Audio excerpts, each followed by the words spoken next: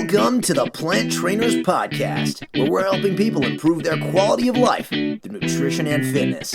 And now, your hosts, nutrition and wellness coaches, international speakers, Adam and Shoshana Chaim. Hey, I'm Adam Chaim. And I'm Shoshana Chaim, and we are Propelled by Plants. Today we bring to you episode 471, Constipation for Women with Nomi Spain Levy. In this episode of the Plant Trainers Podcast, we talk with Nomi Spain Levy about constipation and poop, but specifically for women. And you know us, we love this subject. You love this subject. I do. And we do love to help people with all types of digestional issues. And we're going to talk about other diseases and constipation symptoms. And we really wanted to talk poop with Nomi today, specifically for women, because I didn't really realize that it was different for women than it is for men or children. But men, do not turn this off. You're going to get some great tips too. And it's really interesting to know why not all constipation is created equal. Nomi is a board-certified nutritionist and health and wellness coach affiliated with Duke Integrative Medicine. She's a private practice where she works with clients from all over the world.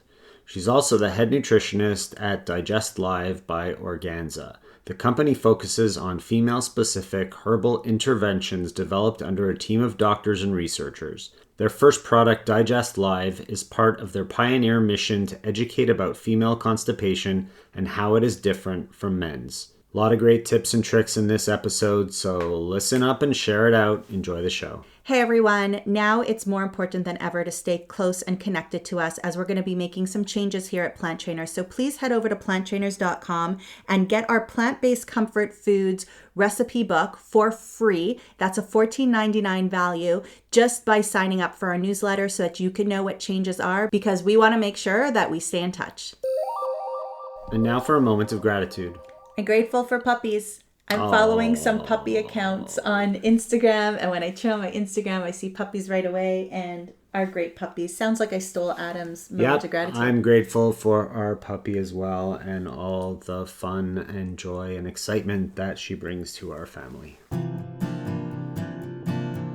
Nomi Spain Levy, thank you so much for joining us on the Plant Trainers Podcast today. Thank you so much for having me. I'm so excited to talk a very interesting topic that we don't always hear a lot talked about. So that's exciting for me. Good, because our audience knows that I love talking about poop. So get your poop hats on, everybody. We're going to be talking about poop or lack thereof today. But before we get into that topic, do you have a moment of gratitude that you want to share with us and our listeners? Yes, I had an unexpected day off early with my kids, and I got to just enjoy an afternoon. And it was kind of a surprise. I forgot that they didn't have the day off, that they had the day off, and I got to just have a spontaneous day, which I needed. Beautiful. Did you do something special, or did you just hang out? We actually went to get my son new shoes. His shoes had holes in them from playing soccer nonstop. And that was very gratifying as well, because he insisted on wearing the shoes that were literally falling apart. So I was also happy we found shoes in like 2 store stops. For some reason, they like to wear shoes that have holes in them and that are untied. And it's just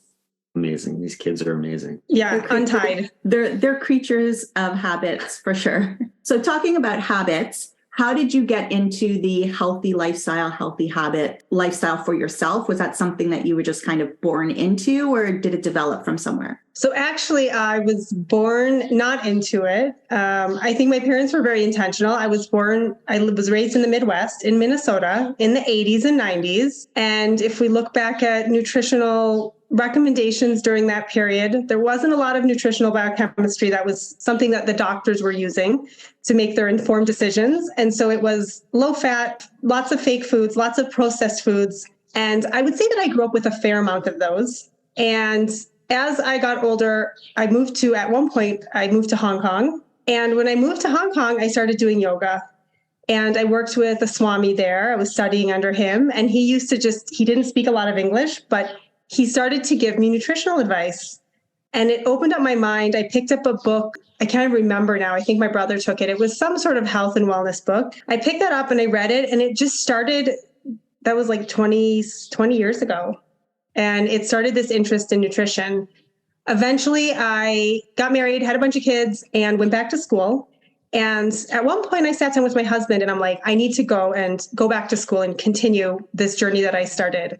And so eventually I finished my undergrad and then I went to grad school and I did a master's in nutrition and functional medicine. Prior to that, I also trained as a health and wellness coach at Duke University at their integrative medicine center. So that was it took a long time for me to get to the place where I was sharing it with other people, but it was a very organic process. That's great. So we found yoga living in Hong Kong as well. We didn't think of yoga as exercise or a sport or anything like that before we moved to Hong Kong. So that's really interesting that's where you found yoga. And did we make this connection?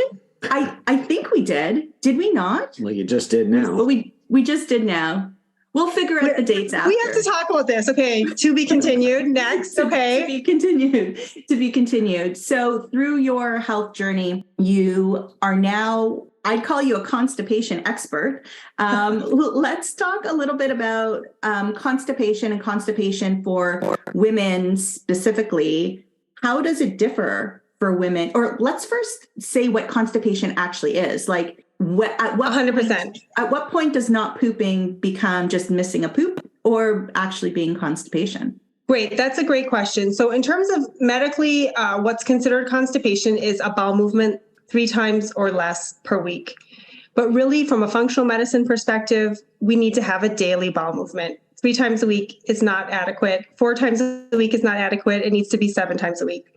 You can also have people who are having regular bowel movements. However, they're not having full fecal evacuation. So they're not feeling like they're actually getting anything out, or the consistency of their stool indicates that they're not moving things through in a smooth way. So it's when the consistency should be like toothpaste as opposed to more hard than that and more separated than that. So that's really sort of the medical definition of constipation versus the functional medicine definition of constipation. And it definitely does differ for men and women. So I know that some people say that you need to go to the bathroom every time you eat. And if you're not going to the bathroom every time you eat, then your gut is not working at its full capacity. Would you agree with that? I don't agree with that, although I will say that there are some functional medicine practitioners in the field, well recognized, who will say that when, in particular, a woman is going through a hormonal issue and there's estrogen excess, like, for example, in endometriosis, that yes, you should get them to the point where they are going to the bathroom with every single meal. And the reason for that is because one of the ways that we excrete cholesterol and extra hormones, endogenously produced compounds, those are the things that we make inside our body, or exogenously produced compounds, those are the things that we take in from the environment. So one of the ways that we get rid of them is through the gut, is through binding with fiber and then having a bowel movement. So we want to make sure that we're having regular bowel movements. And if somebody is having a hormonal issue, then we can kind of assume that there's something going on, and we want to keep everything moving through so that it's not staying in their system and then either being reabsorbed, because that's what happens with constipation, really. That's the issue, is that the fecal matter sits in the colon. The liquid, why does it become dry? Because of the time sitting there, the liquid reabsorbs back into the mucosal tissue. And then that actually is not healthy for the tissue there, because this is stuff the body's trying to get rid of. So I would say that really minimum once a day. And at the same time, there are people who have IBS, and it's the diarrhea dominant IBS, and they'll have way too many bowel movements. And that's actually an issue as well, because then there's an issue with nutrient absorption. Well, you mentioned so many things in there. And that's something that we've always talked about in terms of colon rectal cancer, that being so high these days because of constipation and because of extra carcinogens in the diet, and all of that being reabsorbed into the colon and into the digestive system as they're holding it in their bodies. So that's one big thing. And I think that's one of the major, for me, in terms of the research that I've done and the other interviews that we've done, that's one of the major reasons for colon and rectal cancer. There is an association. I mean, if we look across even the pediatric population, studies have shown us that even kids who are constipated have higher rates of asthma, autoimmune disorders. So there's something going on that when somebody's digestive system is slow, because the digestive system does contain about 70% of the immune tissue, that it is going to interact with the immune system and affect how it acts. And when it comes to adults and colorectal cancer, yes, constipation is so preventable and so easy to educate around, but people are uncomfortable to talk about it. So I'm always surprised when people will actually, on my intake forms when I'm with clients, leave the constipation part blank. They just won't answer the question and they'll answer everything else. And I think sometimes people are just really uncomfortable to talk about it. What are the biggest causes of constipation? And does it differ between men, women, and kids, or is it all the same? Okay, so that's a great question. I'm always going to say, look at the diet. A large percentage of the American Western population is deficient in fiber. They're getting an average of 14 grams of fiber a day. The minimum is really somewhere from 25 grams to 30 for women and upwards of 35 to 40 for men. So that's going to be one thing, is inadequate fiber. Inadequate hydration, keeping everything moving, that's also really important to keep that fiber moving through the system. However, when it comes to women, and I would also add in movement to keep those wave-like contractions that keep everything moving through the gut, that's important. We need to be walking regularly. We need to be moving. We're not made to be sedentary, but kind of happened. And so it's really important to be getting movement throughout the day. But when it comes to women, there's added components. And I think that's the most important thing to remember, is that generally constipation was treated as sort of an asexual disease. It was not contributed to either gender. It wasn't like PMS or breast cancer where it was assigned to a gender. It was considered to act the same in both men and women. And now we understand that actually constipation has a lot more going on with women, that are things that are specific, that are influencing it. So for example, first of all, there's the presence of hormones like estrogen and progesterone. And remember, women don't have a constant hormonal cycle. It's not like men who have, depending on their health and assuming they don't have sleep apnea or abdominal adiposity, men's testosterone is pretty steady throughout their lifespan, through the majority of their lifespan. However, when it comes to women, they have hormonal changes at adolescence. They have hormonal changes every month. They have hormonal changes for the 10 years leading up to menopause. And then they have a final hormone shift after menopause. And so it's really important to remember that those are going to affect bowel movements because estrogen and progesterone play a role in the gut. When it comes to women's gastrointestinal tract, we actually have, at the company I work for, we have OBGYN on our board of advisors. And she says, the gastrointestinal tract is a female organ, meaning that in women, has a very specific, different way of acting than in men. And so what she means by that is really, if we think about it, number one, from the digestive tract, the mouth, all the way to exit zone, to the anus, it's really, women have more taste buds. Women have different gastric acid secretions depending on their estrogen amount. They have different enzymes in their small intestine depending on the amount of estrogen that's present. So they also have more turns and kinks and turns to get around the uterus and different organs that are in there that men don't have. And additionally, their digestive tract is longer. The studies show that a woman's digestion takes 14 hours longer than a man's. That's almost half a day more. So women are going to be more prone to bloating, nausea, and constipation. So there's a lot more going on with women's digestion and therefore making constipation something that needs to be treated differently for women. It can't just be a laxative to induce those wave-like motions and help the bowel relax. It has to take into account, what are we doing with everything else that's going on in a person's life, and how do we treat constipation in a holistic way? That's super interesting, and a lot of things there that I had never really thought of before or read about before. So it's more than just upping the fiber and moving. I mean, these are the things that we need to do on a daily basis for mental health, for physical health, for bowel movements, and for everything preventatively. But then when you're actually in that situation where you need to force things to move, it's not just, and it shouldn't really be, but it's not just the same laxatives off the shelf that the rest of society is going to go take. Exactly. Because for women, if, for example, you have a woman who doesn't have constipation her whole life, is eating a great diet, is moving, is adequately hydrated, and then all of a sudden she hits perimenopause and everything is changing because her estrogen and progesterone levels are changing. And so those are things that someone would say, okay, HRT or not HRT, whatever their choice is how to manage menopause, they still need to be having a daily bowel movement in that time until they find another solution.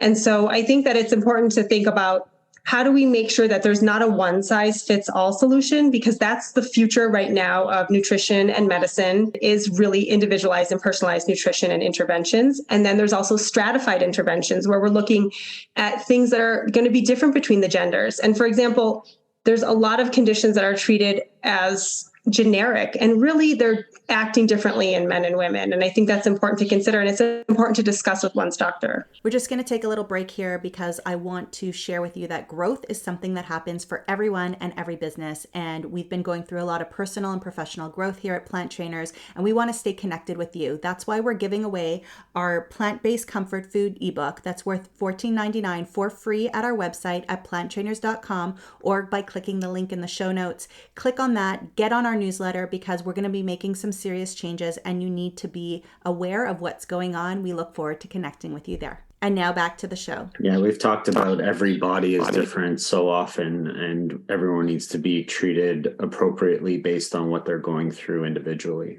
So is there any kind of stress or psychological or spiritual? Does any of that affect constipation? I know that that's big with children. Sometimes they have the fear of the toilet or fear of being alone or fear of the poop and things like that. But when it comes to adults, can stress keep you from pooping? 100%. And that's actually really, I think, an important thing to acknowledge. I'll say that one of the things I noticed in clinical practice is that when I have a client who comes in and either they're going to say, I have a history of anxiety, or I have anxiety, or they say I have a history of constipation, like I know these two are hanging out together. I know constipation and anxiety are hanging out together because what's going on in the gut is going on in the brain. And that's something that we've spent so much time researching, but the microbiome is so cool. And one of the things I think actually is really cool is to think about when we think of the gut and we think of like the stomach, small intestine, large intestine, what we're really thinking about in terms of the densest area of good bacteria is the large intestine. And what's really interesting is that when we eat a diet that is rich in processed foods, or it's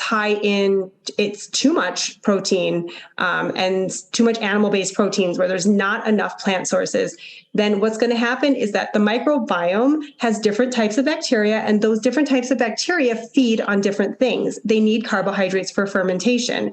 And so one of the things that happens is that you can actually have bacteria that have, for example, a preference for sugar. So if we're eating a refined carbohydrate, highly processed diet, so those bacteria will overgrow. The bacteria that prefer other types of food will die off. And then those sugar-growing bacteria can actually hijack the vagus nerve, and that can produce cravings in the brain. And then people are like, I'm craving sweets all the time. And it's like, yes, you're craving sweets, but it's also because you haven't nourished your gut to the point where the bacteria balance is giving you the right signals. And so what's going on is in the gut is going on in the brain. And I know that when somebody is dealing with anxiety, there's times where I can't necessarily, I'm not a psychologist, I can't help their anxiety, but I can help them to have a regular bowel movement. And I can make sure that we do some dietary interventions, up their fiber, up their legumes, up their whole grains, and that can get them moving. And a lot of times that takes a lot of the physical stress off their body, and they feel better emotionally. There's always a link. There is always a link. And I think that that's interesting that you can affect.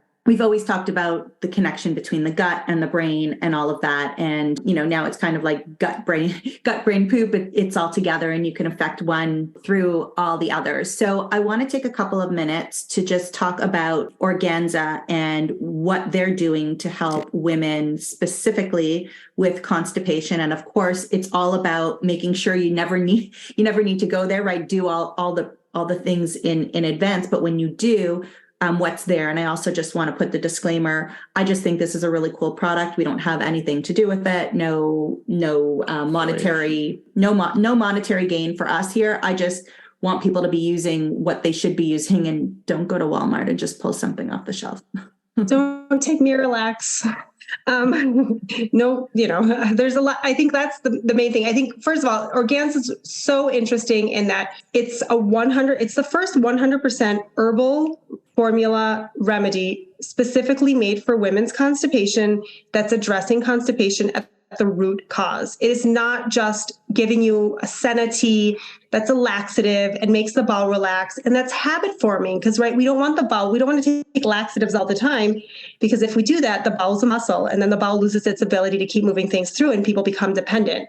So the nice thing about this herbal remedy is that it actually has things that are going to address the stress. It has liver support to help address the estrogen metabolism, the things that can affect the hormones that can affect women's health and women's constipation. And it has a very small amount of senna, but it also has some other compounds that are just going to nourish the gut and help to make the microbiome healthier and happier so that you can have regular bowel movements. The cool thing is the best part of my job. The best part is that I get to work with really awesome people. So last week I got to sit down with Dr. Zahara Yaniv Bachrach, who is Columbia, Cornell, PhD, post-PhD, world-class plant medicine researcher, and she's on the board of advisors at Organza.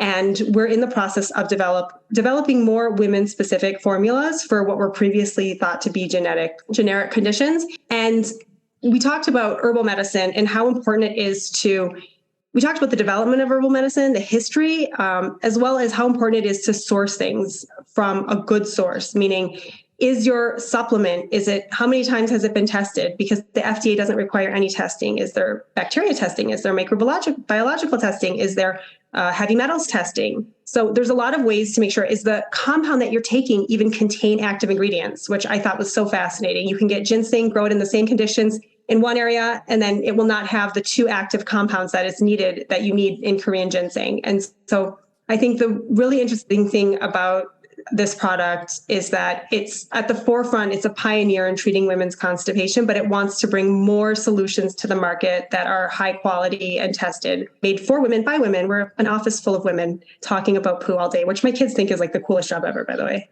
I want to come one day and talk about poo with all of you. I have some of it at home. I haven't used it. I'm very proud to say I don't need it. However, I kind of want to just take it anyway, because it just seems to have a lot of good compounds in it regardless. But it comes in like a cute little pink box, and it's very woman. It's very woman, and you got cute little sayings and stuff on it, which I really appreciate. And it makes thinking about poop seem a lot cooler than it could, which is awesome for, like fancy schmancy women. Exactly. And you know what? That's the thing. We're trying to make it like feeling great, feeling good in your body is super feminine. So like, let's get everything moved through, let's get everything feeling clear and good and light, feeling like you should, feeling good in your head, good in your body. That's being feminine, right? Like just feeling really connected to yourself. Definitely. So I wanted to thank you so much for being here today on the Plant Trainers podcast. If people want to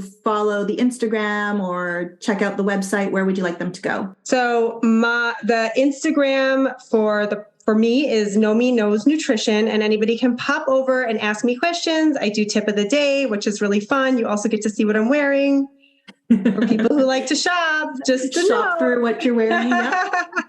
And for the product, it's Digestlive by Organza, and that is also on Instagram. And there's also digestlive.live, which is the website for anybody who wants to order. There's free international shipping. We're going to make sure that there are no constipated women anywhere in the world. That's our goal. So Nomi, we will link to all that you just told us in our show notes at planttrainers.com. And before you go, can you just give us one way that people could improve their constipation situation? Okay, one. Oof. There's so many. If there's one, what would the one be? The one, I'm going to say fiber. Eat those plants. And I would actually say, if I'm just going to go really specific, legumes, beans. Hello. Beans got such a bad rap in the 80s and 90s. You don't need Beano. Just soak them and eat them. They're great. Soak them and eat them. There you go. Simple. Soak them and eat them. Thanks, Nomi, so much. Cook them also. Cook them too. All right. Thank you so much for being here with us on the Plant Trainers podcast. Thank you. Thank you all so much for listening to this edition of the Plant Trainers podcast. We want to make sure that you subscribe on iTunes, Google Play, iHeartRadio, Stitcher, or any other podcasting platform. We really appreciate the feedback we receive from you. Every time we get a 5-star rating or review on iTunes from one of our fans, it really helps other people find us just like you did. Thanks so much to our patrons. To become a patron, visit us at patreon.com/planttrainers. Even supporting us with $1 really makes a difference in the quality of the show. And don't forget to connect with us on Instagram and Twitter. Our handle is @PlantTrainers. Like Plant Trainers on Facebook, join our newsletter, and check out our website at planttrainers.com for awesome recipes, a list of our services, and of course, our latest podcast. We encourage you to email your questions to info@planttrainers.com so that we can help you improve your quality of life through nutrition and fitness. So we hope we've inspired you today. Join us again next time and have a healthy day. Or is that too corny? It's a little cheesy.